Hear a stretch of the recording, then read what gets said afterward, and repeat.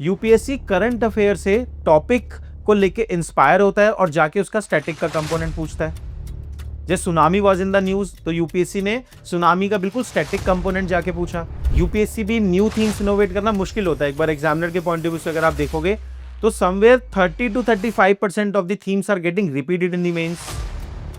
Exactly मिलेंगी आपको जो यूपीएससी पहले पूछ चुका है, सेम थीम अगले साल पूछ रहे हैं। तो PYQ remain highly important for your mains examination. What happened in the prelims examination is कि यूपीएससी सिलेबस के बियॉन्ड चला गया। ये जो आपको प्रीलिम्स में चैलेंज आता है ना कि पता नहीं कहां से क्वेश्चन पूछ रहे हैं, रैंडमली कुछ भी उठा के पूछ लेते हैं। ये चैलेंज इसीलिए है क्योंकि जो सिलेबस की टेरिटरी है, एक तो सिलेबस प्रीलिम्स का वेल डिफाइंड है ही नहीं, बस ब्रॉडर टर्म्स लिखे हुए हैं, इंडियन पॉलिटी, सब टॉपिक दिए ही नहीं हुए। तो एक तो सिलेबस वेल डिफाइंड नहीं है और अब यूपीएससी सिलेबस के बियॉन्ड जाके भी पूछ रहा है। This is what makes prelims a much more difficult exam in contrast to mains exam. Hello and welcome you all to Sarthi IAS. Guys, mains 2025 के जो GS के papers हैं that is over and in this video I am going to provide you a broad analysis of this year GS mains paper. Before we start this video, one disclaimer for all of you who are writing mains this year only. Please stop this video now. अगर आप mains दे रहे हैं अभी, it is a high time for you to revise your optional. जाके optional revise करें, इस video को आप बाद में देखना अपना मेंस कंप्लीट हो जाने के बाद, ठीक है। Now for those people who are targeting UPSC CSC 2026, let's check out कि यूपीएससी ने इस बार मेंस 2025 के जीएस में क्या क्या चेंजेस रख करे हैं, ठीक है। देखो, इस वीडियो में I will share 5 major learnings from all the GS mains paper with you, कि जो 5 ब्रॉड ट्रेंड मैंने ऑब्जर्व करे हैं मेंस में, that I will share with you. देखते हैं कि करके। So before we move on to the 5 major learning, देखिए यूपीएससी ने इस बार मेंस एग्जामिनेशन में कोई भी मेजर स्ट्रक्चरल चेंज नहीं करा है। Please remember this thing. Structural change का क्या मीनिंग हो सकता है कि जैसे यूपीएससी हर पेपर में 20 क्वेश्चन पूछता है, 10-15 मार्कर या 10-10 मार्कर, उसमें कुछ चेंज नहीं किया है। कोई मेजर चेंज मैंने मेंस एग्जामिनेशन में नहीं देखा इस बार, है ना। मे बी डिफिकल्टी और इजीनेस जो पेपर की होती है वो 10 to 20% में भी वेरी कर सकती है, बट मेजरली कोई स्ट्रक्चरल चेंज नहीं हुआ है। ऐसे में जैसे कि यूपीएससी फिलोसफिकल ऐसे पूछा करता था, इस बार भी वही फिलोसफिकल टॉपिक पूछे हैं। एथिक्स में जिस तरीके से अप्लाइड एथिक्स प्लस स्टैटिक्स से एंड उसके साथ साथ केस स्टडी पूछता था, same type of paper UPSC ने डिजाइन किए हैं, ठीक है। तो largely there are no structural change in paper, ठीक है। अब देखते हैं क्या हमारे 5 मेजर लर्निंग है from this year mains examination, है ना। देखिए सबसे पहले first learning, static and current both are important, है ना।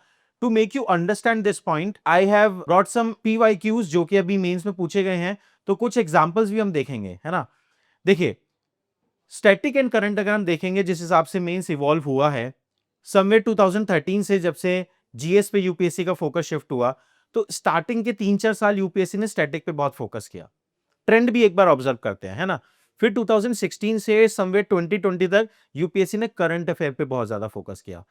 अब मैं जो ट्रेंड देख रहा हूं पिछले 2-3 सालों से, जो ट्रेंड इवॉल्व हो रहा है, उस ट्रेंड को मैं कंसोलिडेट होते देख रहा हूं कि यूपीएससी स्टैटिक एंड करंट दोनों पे फोकस कर रहा है ना। इक्वली इंपॉर्टेंट है दोनों, इवन, है ना। इसमें what I am focusing upon is, what I am observing is कि यूपीएससी करंट अफेयर से टॉपिक को लेके इंस्पायर होता है और जाके उसका स्टैटिक का कंपोनेंट पूछता है। जैसे tsunami was in the news, तो यूपीएससी ने सुनामी का बिल्कुल स्टैटिक कंपोनेंट जाके पूछा। तो टॉपिक से इंस्पायर्ड होगा करंट के, बट पूछेगा जाके उसका स्टैटिक पार्ट। तो static and current both are important. Even जो स्टैटिक आप प्रीलिम्स में पढ़ते हो, सर कुछ ऐसा कंटेंट जो बिल्कुल प्रीलिम सेंट्रिक कंटेंट आपको लगता है ना। लाइक फॉर एग्जांपल इस बार जीएस 1 में क्वेश्चन पूछा, what are non farm activities, non farm primary activities, है ना। तो बिल्कुल बेसिक जो प्रीलिम्स के लेवल पे भी आप पढ़ते हो, वो भी यूपीएससी यहां पे मेंस में पूछना उसने शुरू कर दिया है। तो static and current both are important. Let's check out this thing through some examples. सबसे पहले जैसे यहां पे एग्जांपल देख सकते हैं, जो कि जीएस 1 में यूपीएससी ने क्वेश्चन दिया है इस बार, discuss the salient feature of the Harappan architecture. बिल्कुल स्टैटिक क्वेश्चन है, ठीक है। अगर आपने प्रीलिम्स की भी प्रिपरेशन की है अच्छे से, तो भी इसके पॉइंटर आपको आते होंगे। 10 मार्कर क्वेश्चन था, ठीक है। देन सेकंड क्वेश्चन यहां पे आप जीएस 2 का क्वेश्चन देख सकते हैं, अटॉर्नी जनरल के रोल पे यूपीएससी ने क्वेश्चन पूछा। बिल्कुल स्टैटिक, जो लक्ष्मीकांत में आप पढ़ते हो वहां से क्वेश्चन पूछा गया है, ठीक है। समझ में आ रहा है। Third question, terrorism is a global scourge, how has it manifested in India. elaborate with contemporary examples what are the counter measure adopted by the state, explain। ठीक है, तो रिसेंट जो पहलगाम अटैक था, है ना, inspired by the current, but जाके उसका static पूछा यूपीएससी ने। समझ में आ रहा है? तो static and current both are important. Let's check out certain other examples. ये मैंने अक्रॉस दी पेपर एग्जांपल डाले हैं, GS1 से, GS2 से, GS3 से, ठीक है। और देखो ये GS1 में क्वेश्चन आया, what are non farm primary activities, how are these activities related to physiographic features in India, discuss with suitable example. बिल्कुल प्रीलिम्स लेवल स्टैटिक कंटेंट है, ठीक है। इसके बाद एक और एग्जांपल आप देख सकते हो, water tsunami, how and where are they formed, what are their consequences, explain with some examples. तो अगेन स्टैटिक से क्वेश्चन पूछ रहा है UPSC, may be inspired from the current, but जाके उसने स्टैटिक पूछ लिया। तो static and current both are equally important, ठीक है। तो this is our first learning. अब चलते हैं नेक्स्ट लर्निंग पे, ठीक है। सेकेंड लर्निंग क्या है? कॉन्टेम्पररी थीम्स आर डोमिनेटिंग, है ना। Before we understand this point, it is important for you to understand the difference between current and contemporary, है ना। Whenever I am using the word current affair, then what I mean is कि examination से एक साल पहले के जो issues हैं, जो न्यूज में आए हैं, which are specifically new in nature, उनको मैं बोल रहा हूं करंट अफेयर। कॉन्टेम्पररी में किसे बोलता हूं? ऐसे issues, socio political economic issues, जो लास्ट आई वुड से 2 से 3 डिकेड, 20 से 30 साल से न्यूज में हैं, ठीक है ना, उनको मैं बोलता हूं कॉन्टेम्पररी थीम। जैसे for example climate change, climate change is a contemporary theme, current affair नहीं है। मे बी अगर कोई रिसेंट जैसे पेरिस डील हुई थी, उसी साल जब उस पर क्वेश्चन आया, तो मैं उसे करंट अफेयर बोलता। पर अगर यूपीएससी जाके कोई जनरल क्वेश्चन क्लाइमेट चेंज पे पूछता है, उसे मैं कॉन्टेम्पररी थीम बोलूंगा। I hope you are able to differentiate between these two thing, contemporary and current, ठीक है। तो अब देखो, अब करंट थीम्स आर डोमिनेटिंग, ठीक है। तो स्टैटिक भी पूछ रहा है, करंट भी पूछ रहा है, और कंटेम्पररी भी पूछ रहा है, ठीक है। समवेयर आपको ये भी फील आ रही होगी कि कुछ कंटेम्पररी थीम को आप स्टैटिक भी जज कर सकते हो। तो वो लिंकेजेस हैं, है ना, जो भी लर्निंग्स है वो इंटर रिलेटेड है, सीलोज में नहीं है, ठीक है। जैसे एग्जांपल देखते हैं यहां पे फिर कंटेम्पररी थीम का, how are climate change and the sea level rise affecting the very existence of many island nation, discuss with example. तो क्लाइमेट चेंज को लेके बहुत सारे इशू न्यूज में रहते हैं, ठीक है ना, लेकिन ये थीम अगर आप देखोगे, sea level rise and impact over the island nation, तो ये तो it's not a recent issue. Recent से मैंने बताया 1-2 साल पुराना इशू नहीं है, ये हम 10 साल से या 20 साल से इसके बारे में बात कर रहे हैं, ठीक है। दैट इज वाई इसको मैं बोल रहा हूं कंटेम्पररी थीम है ये। और देखते हैं example, how does smart city in India address the issue of urban poverty and distributive justice. तो अब स्मार्ट सिटी कोई रीसेंट स्कीम तो नहीं है गवर्नमेंट ऑफ इंडिया की, है ना, 2015-16 के अराउंड अनाउंस की थी गवर्नमेंट ऑफ इंडिया ने। तो it's a contemporary theme, not the current issue, है ना। स्मार्ट सिटी एंड इंक्लूसिविटी से थीम पूछा यूपीएससी ने यहाँ पे। जो GS1 में सोसाइटी मैंने इस बार आपको मेंस के लिए पढ़ाया था, वहां भी मैंने डिस्कस किया था। तो ऐसा नहीं है, कोई भी अच्छा टीचर अगर आपको स्मार्ट सिटी पढ़ा रहा है, GS1 में अर्बनाइजेशन पढ़ा रहा है, तो ये थीम कवर करेगा वो, कि smart city and inclusivity, it shouldn't be exclusive for the rich, it should cater to the urban poor as well, ठीक है। तो all in all contemporary themes you will see are dominating in the mains examination. और कुछ example देखते हैं। Do you think that globalisation result in only an aggressive consumer culture, justify your answer. तो again impact of globalisation, है ना, एक popular theme है contemporary time में कि वो कंज्यूमर कल्चर। अब ये क्वेश्चन किस डायमेंशन में है कि whether globalisation is leading to just aggressive consumer culture, क्या उसके अलावा और कुछ नहीं है ग्लोबलाइजेशन में? ऑफ कोर्स है ना। अगर आप में से कोई मेरे से सोसाइटी किसी ने पढ़ी है मेंस में, तो आपको याद होगा ग्लोबलाइजेशन का इंपैक्ट में 4 हेड में हमने रीड किया था, होमोजेनाइजेशन, कंज्यूमर कल्चर, है ना, जी लोकलाइजेशन, इस टाइप के टर्म्स हमने पढ़े थे, राइट। तो कंटेम्पररी थीम अगेन। आगे देखते हैं, what are the challenges before the Indian economy when the world, ध्यान से पढ़ना इस क्वेश्चन को, when the world is moving away from free trade and multilateralism to protectionism and bilateralism, how can these challenges be met, है ना। अब देखो, ये जो थीम है इसको आप करंट भी बोल सकते हो, है ना, क्योंकि क्वेश्चन का कॉन्टेक्स्ट आपको समझ में आ रहा होगा कि world is moving towards the protectionism, चाहे यूएस की ट्रेड एंड टैरिफ पॉलिसी हो या यूएस चाइना का ट्रेड एंड टैरिफ वॉर हो, तो प्रोटेक्शनिज्म की तरफ हम मूव कर रहे हैं in the post Covid world scenario, है ना। तो अब ये पर्टिकुलर थीम यूपीएससी ने इस बार अलग अलग तरीके से मेंस एग्जामिनेशन में 2-3 जगह पूछी हुई है, ठीक है ना। जैसे ये क्वेश्चन है GS3 का जो मैंने यहां पे लिखा है, जो इस बार आया है। सिमिलर थीम GS2 में आईआर में पूछी यूपीएससी ने कि in the post cold war phase now we are moving towards the sovereign nationalism, यही तो है प्रोटेक्शनिज्म, ठीक है ना, लिंक है दोनों चीजें। तो अगेन अब ये पर्टिकुलर थीम आई बिलीव कि आने वाले 3-4 सालों के लिए कॉन्टेम्पररी थीम है। यहां से आपको क्वेश्चन दिखेंगे एग्जाम में आगे, ठीक है। आगे देखते हैं और कुछ एग्जांपल कॉन्टेम्पररी थीम के। प्रोडक्शन लिंक इंसेंटिव स्कीम पे यूपीएससी ने क्वेश्चन पूछा, तो रीसेंट स्कीम तो नहीं है कि 1 साल पहले अनाउंस हुई हो, है ना। जब कोविड पोस्ट कोविड टाइम में गवर्नमेंट ऑफ इंडिया ने आत्मनिर्भर भारत प्रोग्राम अनाउंस किया, तो उसमें ये मेक इन इंडिया को पुश करने के लिए पीएलआई स्कीम अनाउंस करी, उसका एनालिसिस यूपीएससी अब पूछ रहा है। सेमीकंडक्टर अगेन इकोनॉमिक सर्वे में ब्रॉडली कवर किया गया है। पिछले 3-4 साल से हम बात कर रहे हैं कि सेमीकंडक्टर पे इंडिया को फोकस करना है, ठीक है। फिर सोवरेन नेशनलिज्म, ये एग्जांपल मैंने आपको दिया। GS4 में यूपीएससी ने ethical issues in social media पूछे। कोई नया थीम तो नहीं है, जब से पिछले 5-7 सालों से मैं बोलूंगा, जब से डिजिटाइजेशन बढ़ गया है, we are talking about this issue continuously, ठीक है। तो again the second learning is contemporary themes are dominating in the mains examination, ठीक है। now that brings us to the next learning, है ना। आप देखो अगर contemporary themes dominate कर रही हैं, तो ऐसा तो नहीं है कि ये contemporary theme इसी साल यूपीएससी ने पूछी है, लास्ट ईयर भी पूछी थी, उससे पिछले साल भी पूछी थी, है ना। और contemporary theme as I had said in the beginning कि 10 to 20 ईयर्स जो चीजें न्यूज में चल रही हैं पिछले 10 से 20 साल में, है ना, उस फ्रेमवर्क में, है ना, यूपीएससी कंटेम्परेरी थीम्स उठा के मेंस में पूछ रहा है। तो उसमें से काफी थीम्स ऑलरेडी यूपीएससी पूछ चुका है 2024 मेंस में, 2023 मेंस में, और आपको वो रिपीट होती हुई दिखेंगी। तो that bring us to the third learning, PYQ remains highly important I believe right now, क्योंकि यूपीएससी भी न्यू थीम्स इनोवेट करना मुश्किल होता है। एक बार एग्जामिनर के पॉइंट ऑफ व्यू से अगर आप देखोगे तो somewhere 30 to 35% of the themes are getting repeated in the mains. Exactly मिलेंगी आपको जो यूपीएससी पहले पूछ चुका है, सेम थीम अगले साल पूछ रहा है।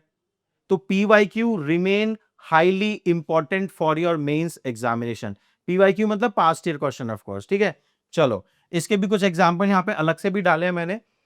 जैसे ये है ग्राउंड वाटर डिप्लीशन के ऊपर, सेम क्वेश्चन यूपीएससी पहले भी पूछ चुका है।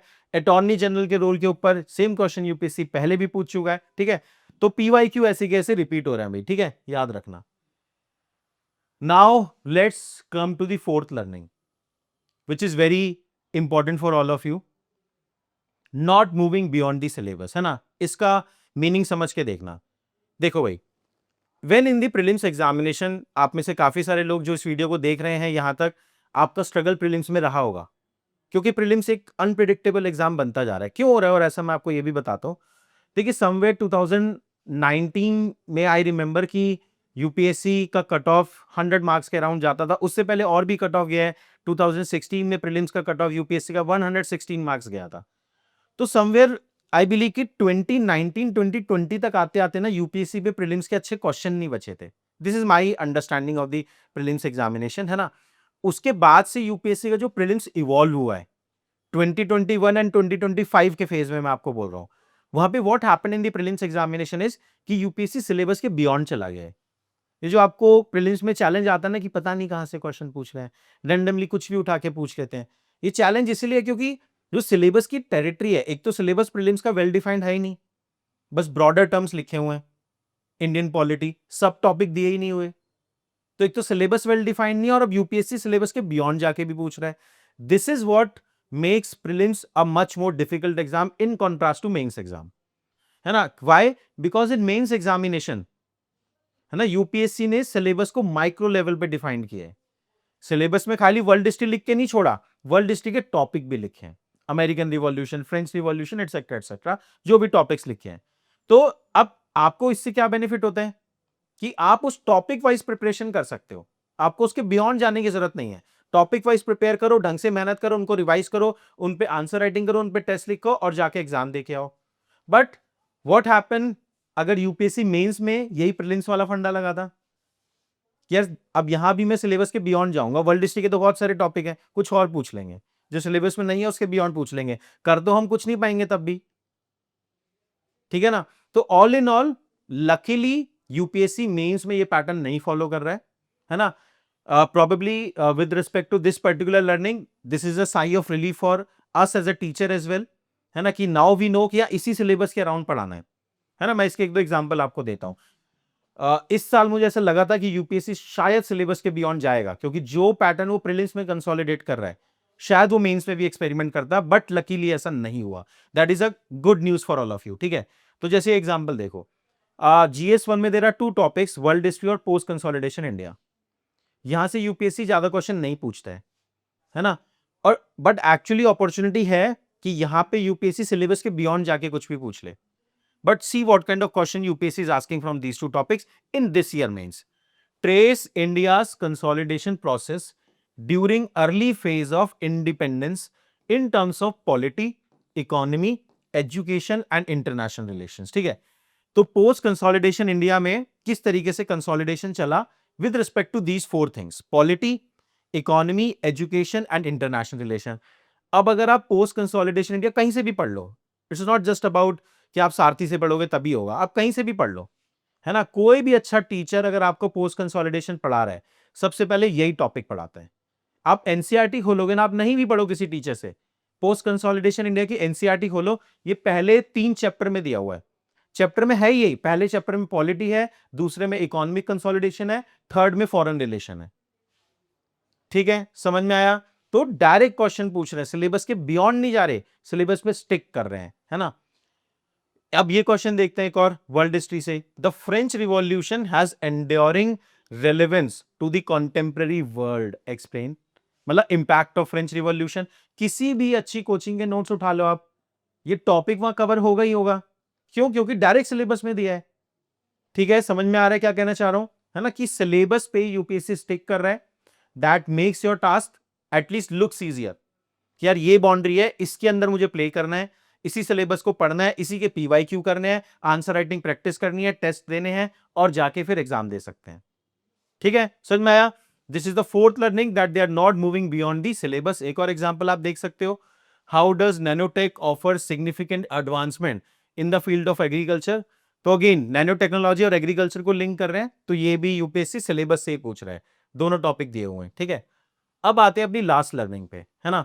तो अभी तक की जो 4 लर्निंग आपने सुनी, वो सुन के तो ऐसा लग रहा होगा कि सर मेंस तो बड़ा आसान है, सिलेबस पे यूपीएससी स्टिक कर रहा है, कॉन्टेम्परेरी थीम्स रिपीट हो रही हैं, स्टैटिक जो हम प्रीलिम्स में पढ़ते हैं, है ना, वो काम में आ रहा है मेंस एग्जामिनेशन में। अगर आप मेंस देने जा रहे हो तो आपने प्रीलिम्स क्लियर किया हुआ होगा, करंट हम कवर करते ही हैं, ठीक है ना, और सिलेबस के बियॉन्ड यूपीएससी जा नहीं रहा है, तो it looks very easy, isn't it.